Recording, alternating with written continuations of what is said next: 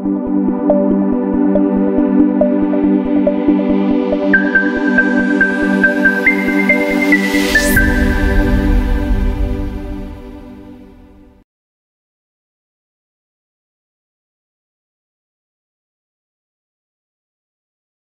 karibu kufuata habari hizi katika lugha sanifu bora ya Kiswahili. Kwanza muktasari. Je, kinga za aliyekuwa rais wa DRC Joseph Kabila zinaweza kuondolewa? Kikao kwenye seneti itapana jibu kwa swali hiyo kesho siku ya 4. Wakati huo seneta wa Kongo Francine anaamini kuwa baraza la juu halina mamlaka ya kuinua kinga za aliyekuwa mkuu wa nchi. Na kwa habari nyingine, yale yanayoitwa mazungumzo ya kuleta amani mashariki mwa DRC kati ya AFC M23 na serikali ya Kinshasa yanasemeka kusimamishwa. Na kwa habari nyingine, yale yanayoitwa mazungumzo ya kuleta amani mashariki mwa DRC kati ya AFC M23 na serikali ya Kinshasa yanasemeka kuwa yamesimama. Wakati huo wahasi wao wanaimarisha position zao katika mtaa wa Walikale. Habari kamili.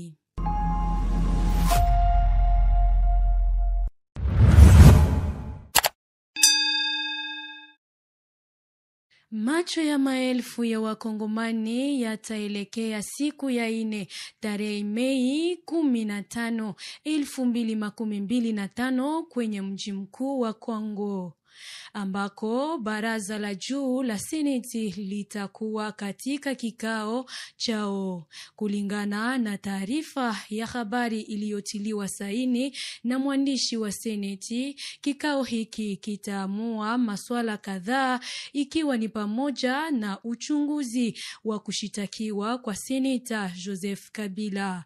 Maelezo na Jospin Hangi.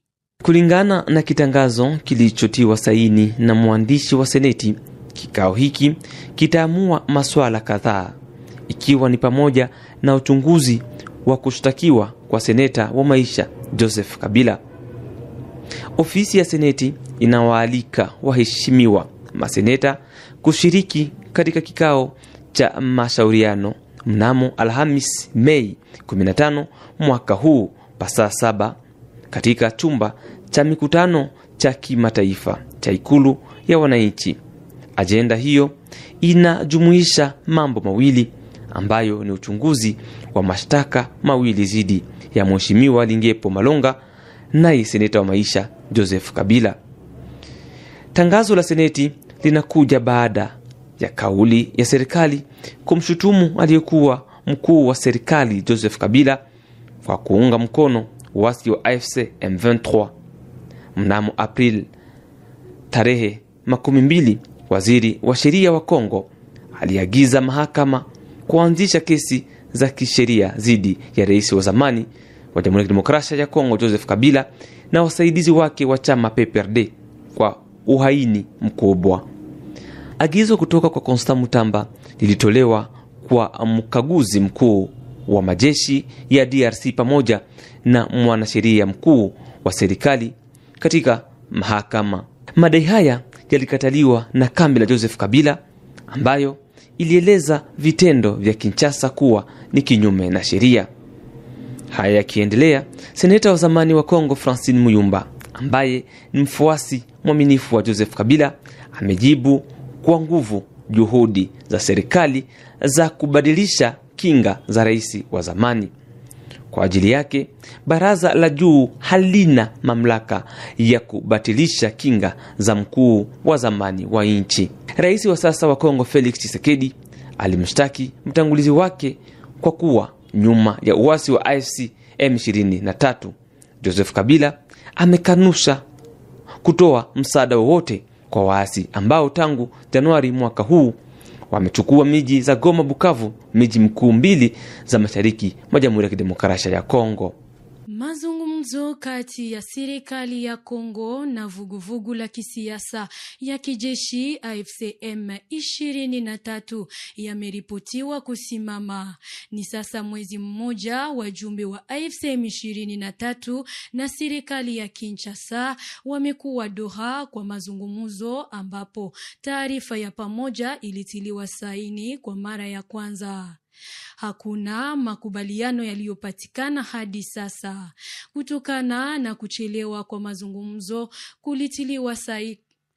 kutiliwa saini kwa makubaliano ya amani kati ya rais wa Kongo Felix Tshisekedi na rais wa Rwanda Paul Kagame mbele yake Donald Trump kunaweza kufikishwa hadi mwisho wa mwezi wa 6 hata mwanzoni wa mwezi wa 7. Doha, Lome, Luanda na Paris zinaweza kualikwa katika mkutano huo, kulingana na gazeti la Africa Intelligence. Uongozi wa shirika la raia katika mtaa wa Walikale katika jimbo la Kivu Kaskazini linapiga yowe kuhusu kuongezeka kwa vikosi vya wapiganaji wa AFC M23. Kulingana na shirika hii ya raia, wanajeshi wa M23 wanatoka mji wa Mweso wanaelekea sehemu ya kaskazini ya mtaa ya Walikale. Shirika hii inahofia kwanza tena kwa vurugu na vituko katika eneo hilo. Ufafanuzi na Simeon Semasaka. Zaidi ya wanajeshi 150 wa M23 kutoka kijiji cha Mweso Jumane Mei 13 mwaka 2025 kuelekea Kalembe Mpeti elekeo la Pinga, kwa mjibu wa duru zetu mkoani humo. Tuwe macho, alinena Fisto Misona, kiongozi wa shirika la kiraia tarafani Walikale. Tahadhari hiyo la shirika la raia laonekana wiki moja baada ya shirika hilo kutoa wito kwa jeshi la taifa la Kongo na wazalendo kuwa waangalifu kufuatilia kuimarishwa kutoka kwa wanajeshi wa AFC M23. Mwezini April, waasi wa AFC M23 walijiondoa kutoka eneo la Walikale na maeneo yanayozunguka kwa ajili ya maandalizi ya kuanza kwa mazungumzo ya moja kwa moja kati ya Kinshasa na Doha, Qatar. Jeshi la Kongo lilikalia tena mji huo siku moja baada ya waasi hao kuondoka. Katika wiki za hivi karibuni, mapigano makali yameripotiwa kati ya vijiji vya Kibati, Kashebere na maeneo jirani kati ya wapiganaji wa AFC M23 na wazalendo wanaoshirikiana na jeshi la FARDC. Mapigano haya yalisababisha watu wengi kuhama makazi yao. Nayambaje Pacifique, mpiganaji wa FDLR, alijisalimisha kwa utashi wake kwa M23 Mei 13, 2025. Alikimbia vurugu za ndani na kushutumu unyanyasaji wa kinyama katika kundi lake. Alieleza kuwa aliamua kutoroka baada ya kutishiwa kuchomwa kwa moto. Aliongea na Kivu Morning Post TV. Nilikuwa naishi na FDLR, nilikuwa mwanachama wao kabisa.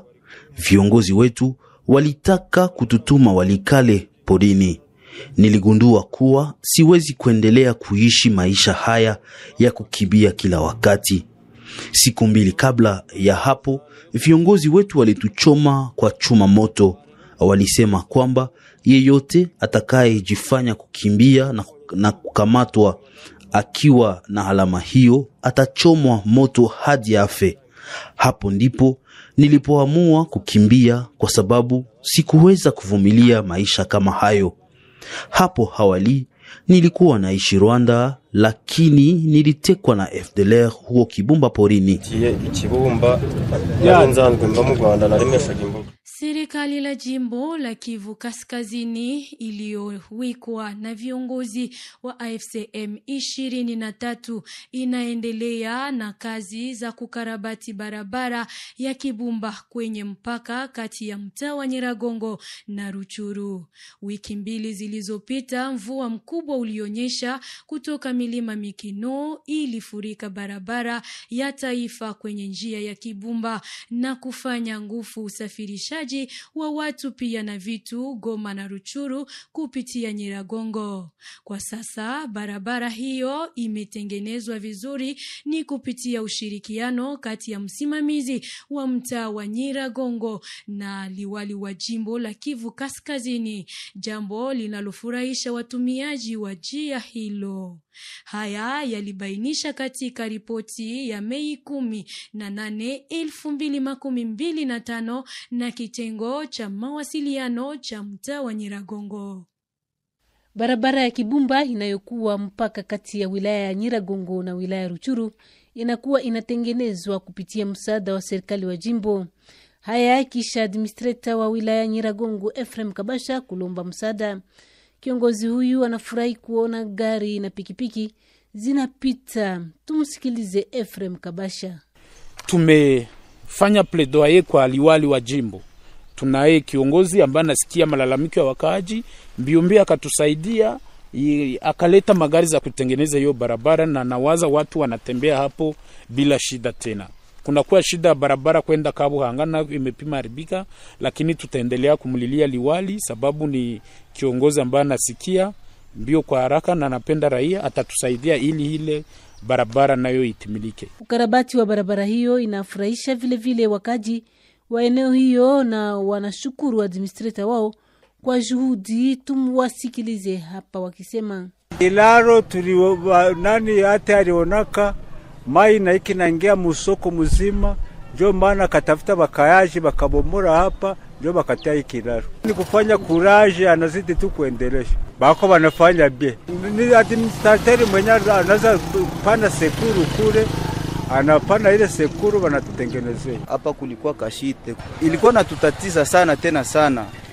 Juu pale accès deja barabara ilikuwa iko difficile sana, compte tenu que magari hapa zilikuwa ziko nafako ma 3 jours ma déchargement magari kuanguka. Administrateur baendelee tu batie ma mécanisme watengeneze barabara juu ikuwe plus accessible. Mwenye iko naitengeneza endelee tia force et aussi tunamsutenir na shi tunaweza porter soutien toujours, ni maendeleo ya kwetu. Mtafahamu kwamba raia wa Nyiragongo wanakuwa wanahudhuria vile vile kwa ujenzi wa barabara hiyo. Msimamizi wa mtaa wa Nyiragongo aliyeshimikwa na AFCM 23 amekataza rasmi shughuli za mulimo na ufugaji wa ngombe katika bunga la wanyama la kitaifa la Virunga.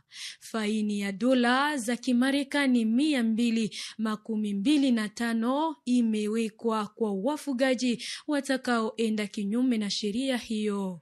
Uamuzi huu unalenga kulinda mazingira zidi ya uvamizi, alieleza Kabasha Ephraim hii siku ya pili Mei 13, 2025 pa Nyiragongo. Inakatazwa kuchunga ngombe na nyama yoyote ndani ya mbuga la nyama Virunga. Pia ulimaji unakatazwa vile vile. Ni kiongozi wa wilaya Nyiragongo ndio anatoa aliko hiyo. Yule atakayenaswa talipa fizia ya dola 215 za Marekani, alifahamisha Ephraim Kabasha, kiongozi wa wilaya Nyiragongo. Tumusikilize hapa akisema. Tumeambia wafuga ngombe na pia wachungaji kama inakatazwa kabisa tena sana kuchungia katika parke la Virunga la wanyama, la parke la Virunga. Ina yule ambaye atanaswa atalipa amande ni $250, dola 215. Kiongozi huyu wa wilaya Nyiragongo alitoa hongera kwa raia wake wanaojihusisha kwa ukingo wa mazingira. Kuna utalii ndani ya mtaa wa Nyiragongo, volcano na magori, mabifle na vingine. Tunataka pia utalii wakati amani rudie, wazungu wakuje watazame mlima wa Nyiragongo, watazame na vinginepo. Mnaona majani meanza kuota, usizani inaota kwa kazi ya mchezo. Ni kwa sababu kuna nguvu zilizotiliwa ili parke tena irudie gisi ilikuwa. Wakati tulifika hapa tulikutana parke inalimwa. Wamekata miti, wamefanya vyote, wameharibu kabisa. Lakini sisi katika chama chetu tunaheshimu sana mazingira. Mbuga la wanyama ya Virunga inakuwa nafasi nzuri ya utalii nchini DRC. Kiongozi wa wilaya Nyiragongo Anaalika Wakongomani na watu wote wageni pia kuja kutembelea wilaya hiyo. Tangu kukamatwa kwa mji wa Goma Januari, siku moja baada ya kutekwa kwa mji wa Goma na waasi wa M23, uwanja wa mpira Unite ulifungua tena mlango wake Jumatano hii Mei 14 chini ya uangalizi wa viongozi wapya. Maelezo na Ben Muhima. Uwanja ulitumika kwa muda kama kambi ya wanajeshi wa FARDC waliobaki mjini, lakini sasa umerejea kutumika kwa michezo, hasa mpira wa miguu. Watu waliokamatwa na AFC M23 wakati wa msako wakiwemo wazalendo, wapiganaji wa FDLR na wahalifu walionyeshwa kwa waandishi wa habari kwenye uwanja huo. Kulingana na vyanzo vya habari na viongozi wa michezo, waasi wa M23 wanapanga kuandaa mashindano ya amani ambayo itashirikisha timu kutoka Goma, ligi ya pili na ligi ya kwanza ya soka nchini DRC. Wana michezo na mashabiki wa mpira wanafurahia wazo hiyo, wakisema ni njia nzuri ya kurudi uwanjani baada ya wiki nyingi bila mechi. Kabla ya kufungwa, uwanja wa Umoja ulikuwa ukipokea mechi za timu maarufu kama AS Dauphin Noir inayoshiriki ligi ya kwanza, DC Virunga, AS Kabasha, Mwangaza ya Goma, Nyuki Etincelle ya Butembo na Kapako ya Beni, timu za ligi ya pili. Pia timu ya Dauphin Noir ilikuwa ikicheza na timu kubwa kama TP Mazembe kutoka Lubumbashi kwenye uwanja huo. Ufunguzi wa uwanja ni habari njema kwa watu wa Goma. Hata kama bado kuna matatizo ya usalama, kurejea kwa michezo kunaleta tumaini na furaha kwa wakaaji. Na ni hapo ndipo tunafika mwisho wa taarifa hizi.